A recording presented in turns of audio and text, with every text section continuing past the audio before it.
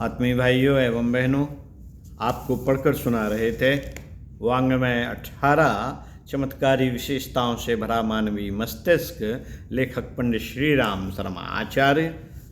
विषय लिंग परिवर्तन क्यों, कैसे। पृष्ठ 1.55 आपको पढ़कर सुनाते हैं। आइए सुनते हैं। स्वाध्याय, सत्संग, चिंतन, मनन करते हैं अपने।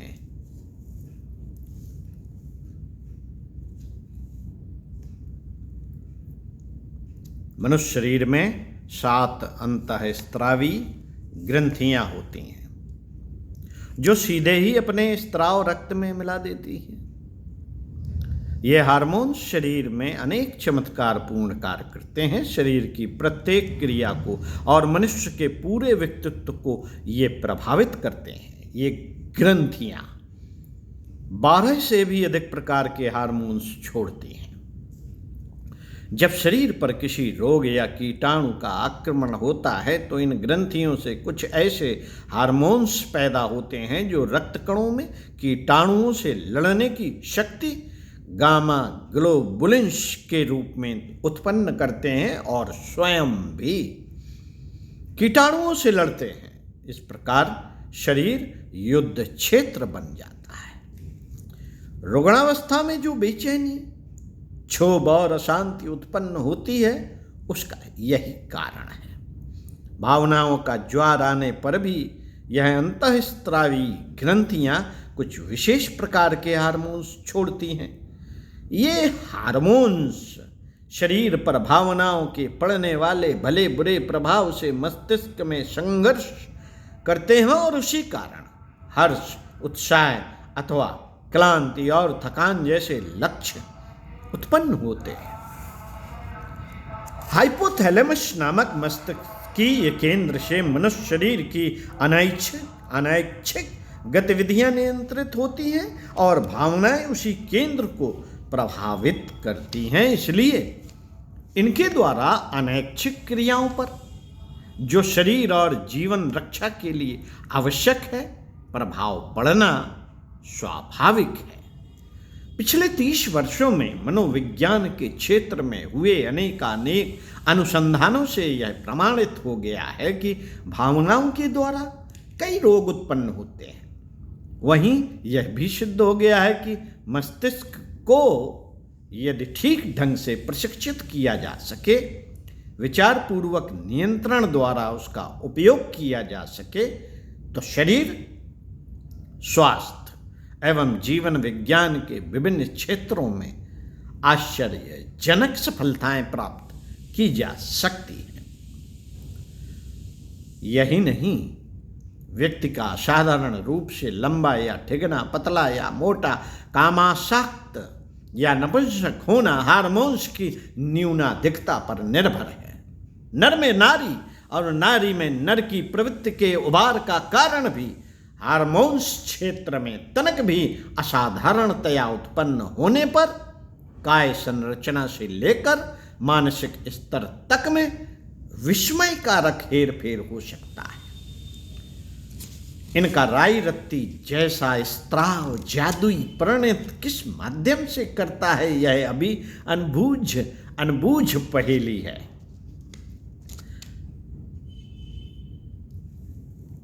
नवीनतम शोधों से निष्कर्ष निकला है कि हार्मोन्स की सूक्ष्मता एक रासायनिक विद्युत प्रवाह के रूप में जीवन कोश के अंतराल का स्पर्श करती और पारस्परिक सहयोग से विचित्र परिणत उत्पन्न करती है। यह ऐसी ही प्रतिक्रिया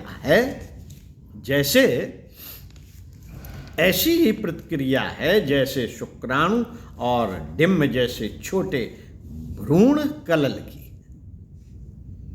इसी प्रकार हार्मोन्स रासायनिक विद्युत रूप में जीव कोशों के अंतराल में प्रवेश करते हैं।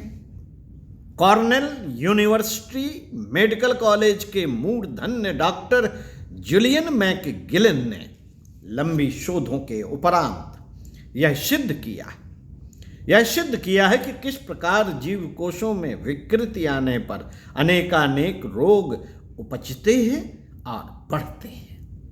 विषाणुओं का आक्रमण, आहार विहार का व्यतिक्रम, आघात विघात जैसे कारण ही अब तक रोगों के कारण माने जाते रहे हैं। इनमें से एक के भी न होने पर रोग उपज पड़ने में जो असमंजस होता था, उसका समाधान इस तथ्य से निकला है कि जीव कोश के अंतराल में उत्पन्न विक्षेप बिना किसी प्रत्यक्ष कारण के भयानक रोगों को जन्म दे सकते हैं। हार्मोन्स जन विचित्रताओं में से कुछ आश्चर्य से भर देती हैं। ऑगस्टर माइजे निवासी जॉन मिल्के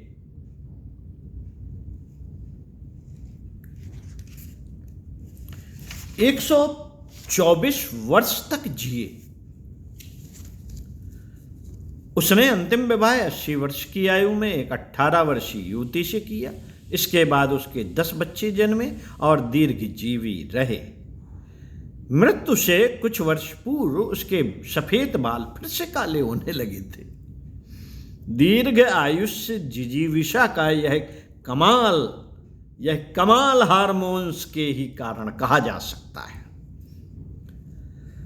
मैक्सिस जर्मनी का प्रसिद्ध भारोत्तोलक हुआ है। उसका निज का वजन 147 पाउंड था। एक प्रदर्शन में उसने अपने से 40 पाउंड भारी 187 पाउंड के व्यक्ति को एक हाथ पर बिठाकर 16 बार अपने शरीर से ऊपर तक उठाया। दूसरे हाथ में वह पानी से लबालब भरा गिलास इसलिए थामे रहा कि कोई यह न सोचे कि इतना वजन उठाने से उसके ऊपर कोई खिंचाव पड़ रहा है।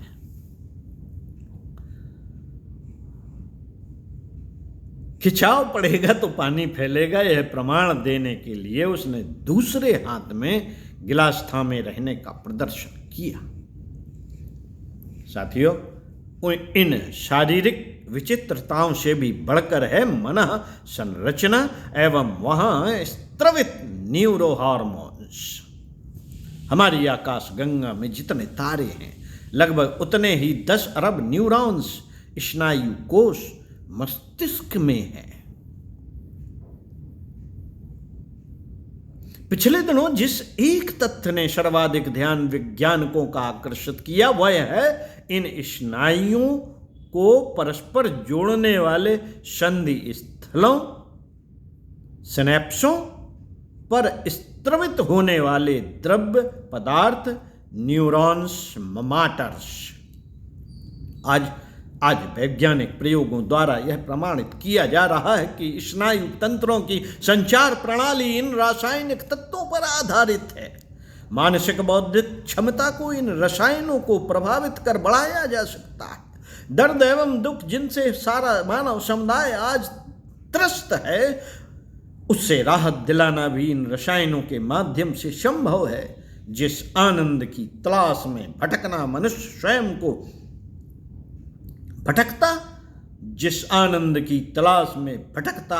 स्वयं को अफीम, एलएसडी, अल्कोहल के नशे में डुबो देता है, वह आधुनिक विज्ञान के अनुसार अंदर से ही मस्तिष्कीय परतों को विकसित कर रसायनों का स्त्राव उत्तेजित कर प्राप्त किया जा सकता है।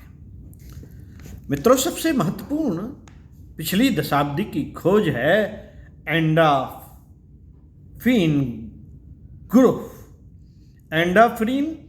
ग्रुप का एनकेफेलिन नामक हार्मोन्स भावनाओं, उद्योगों और मस्तिष्कीय नियंत्रण को विचलित करने वाले प्रवाहों पर काम करने वाले इन हार्मोन्स को मस्तिष्क स्वयं बनाता है। जब वैज्ञानिकों ने यह जानने की कोशिश की अफीम दर्द की अनुभूति को दबाने के लिए मस्तिष्क के किस भाग पर काम करती है, तो उन्होंने मध्य मस्तिष्क के भावनाओं से संबंधित भाग में कुछ ऐसी व्यवस्था पाई मानो वे अफीम के रसायनों से संयोग हेतु ही बनी हो। असली मुद्दा यह था कि आखिर प्रकृति ने मस्तिष्क के कोशों में अफीम से संयोग करने की विशिष्ट व्यवस्था क्यों बनाई। तब दो वैज्ञानिक द्वय जॉन ह्यूजेस एवं ट्रास्कास्टरलिक्स स्कॉटलैंड ने अफीम से मिलती जुलती रासायनिक संरचना वाले पीड़ानाशक एवं आनंद की अनुभूति देने वाले एनकेफेलिन हार्मोन्स की खोज की एवं सारे वैज्ञानिक जगत को भावनाओं की इस केमिस्ट्री का स्वरूप बनाकर शोध का एक नया आयाम ही खोल दिया। जॉन हॉपकिंस मेडिकल स्कूल के सोलोमन स्नीडर के अनुसार मनोरोगों एवं तनावजन्य व्याधियों में एनकेफेलिन की खोज में एक नई दिशा मिली। मनोवैज्ञानिक रूप से दबाव डालने वाली परिस्थितियों के विरुद्ध हम जिस प्रकार स्वयं को तैयार करते हैं उससे हमारे मनोबल को दृढ़ बनाने में, इस तनाव से मुक्ति दिलाने में इस हार्मोन एनकेफेलिन की भूमिका महत्वपूर्ण होती है, जो अपने इस आंतरिक स्त्राव का अमृत कलश का, इसे अमृत कलश भी कहा है, जो इस आंतरिक स्त्राव का अमृत कलश का सदुपयोग कर लेता है, वह इन बाह्य विभ्रमों से व्यवस्थित न होकर परिस्थिति में आनंद लेता है। इन एनकेफेलिन व एंडोर्फिन रसों की सघनता मस्तिष्क एवं सुषुम्ना के उन हिस्सों में अधिक होती है जो प्रसन्नता एवं दर्द की अनुभूतियों से संबंधित होते हैं। भाव संवेदनाओं के लिए उत्तरदायी केंद्र माने जाते हैं। वैज्ञानिकों की ऐसी मान्यता है कि एक्यूपंक्चर की चिर पुरातन चीनी पद्धति मस्तिष्क का इलेक्ट्रोडों के माध्यम से उत्तेजन अथवा हिप्नोसिस का योग निद्रा की क्रियाएं एवं आधुनिकतम तनाव निवारक बायोफीडबैक पद्धति में एनकेफेलिन रूपी दर्दनाशक अफीम जैसे रसायनों का मस्तिष्क में स्त्राव और उत्सर्जन ही एक प्रमुख क्रिया है। साथियों, शरीर की ही बात कर लें तो लिंग भेद से संबंधित हार्मोनों में गड़बड़ी हो जाए तो मनुष्य की आकृति एवं प्रकृति दोनों ही बदल सकती है। नारी में भी मूछें निकल सकती हैं, पुरुष मूछविहीन हो सकता है, नारी पुरुष की तरह कठोर व्यवहार करने वाली और नर जनकों जैसे स्त्री स्वभाव के हो सकते हैं। यौन आकांक्षाएं भी विपरीत वर्ग जैसी हो सकती हैं। इतना ही नहीं, कई बार हार्मोन्स का उत्पाद ऐसा हो सकता है कि प्रजनन अंगों की बनावट ही बदल जाए। सेक्स परिवर्तन के ऐसे समाचार समय समय पर प्रकाशित होते रहते हैं। हार्मोनों की विकृति कितनी बार प्रकृति के निर्धारित नियमों का भी उल्लंघन करती देखी गई। 8 जनवरी 1910 को 8 वर्षीय एक चीनी बालिका ने एक बच्चे को जन्म दिया। अफ्रीका के कलावार नामक स्थान पर एक बाल दंपत्ति रहते थे। पत्नी की आयु 8 वर्ष, पति की 17 वर्ष। पत्नी ने इस छोटी आयु में ही एक स्वस्थ बच्चे को जन्म दिया। आश्चर्य यह है कि यह बालिका भी 9 वर्ष की आयु में मां बन गई। उल्लेखनीय है कि उस क्षेत्र में बाल विवाह की परंपरा है। पाश्चात्य वैज्ञानिक हार्मोन की विलक्षणताओं के संबंध में कोई अभिमत निश्चित नहीं कर सके हैं, पर भारतीय तत्ववेत्ताओं का विश्वास है कि सूक्ष्म शरीर स्थूल शरीर को अपने अनुदान इन हार्मोन्स स्त्रावों के माध्यम से प्रदान करता है। मित्रों, मनःशास्त्री एडलर ने काम प्रवृत्ति की शोध करते हुए पाया कि बाहर से अतीव सुंदर, आकर्षक और कमनीय दिखाई देने वाली अनेक महिलाएं काम शक्ति से सर्वथा रहित हैं। उनमें ना तो रमणी प्रवृत्ति पाई गई, ना ही नारी सुलभ उमंग। खोज करने पर ज्ञात हुआ कि यौन हार्मोन्स का संतुलन गड़बड़ा जाने के कारण ही ऐसा होता है।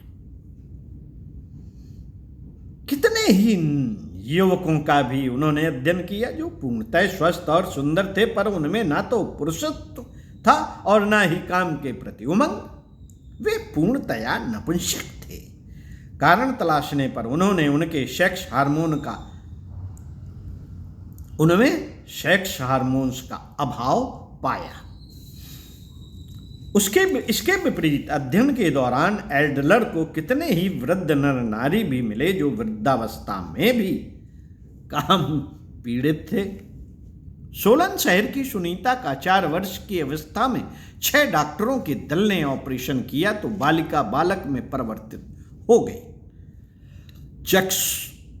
चेकोस्लोवाकिया की कुमारी जैक्सन कोबकोवा यौवनावस्था में प्रवेश करते ही पेडू और पेट की दर्द की शिकायत अनुभव करने लगी।